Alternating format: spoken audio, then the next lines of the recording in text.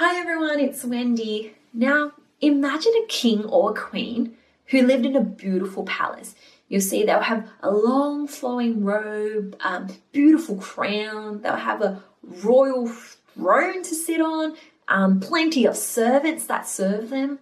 Now, just imagine if one day this king or queen decides to get off their royal throne, take off their royal robe and their crown and their jewelry, and they just left their royal throne, dismissed their servants, and decided to live under a bridge where all the poor people are and where all the stray dogs are at.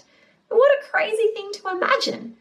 And what kind of a king or queen would do that?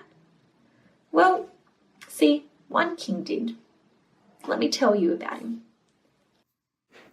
Jesus lived with his Father in heaven, but one day, 2,000 years ago, Jesus did something unimaginable.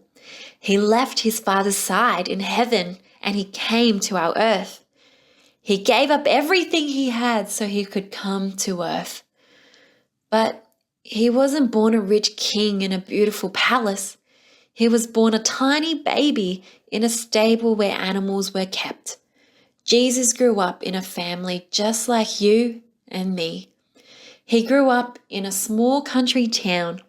Jesus came to be with people. He didn't come so that people could serve him. Jesus served others. In fact, one day he knelt down and washed other people's feet. Jesus came to be a servant. What a crazy idea! Jesus should have been treated as a king. He should have worn the most marvelous of all crowns, but instead he wore a crown of thorns. He should have been treated like a king, but instead he was treated like a criminal.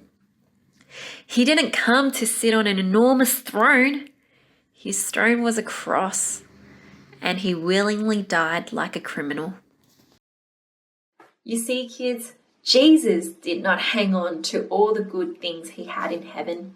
He was willing to give them all up to come to earth. He thought about us before he thought about himself. And the best thing he did for us was to die for us. Jesus thinks about others before he thinks about himself.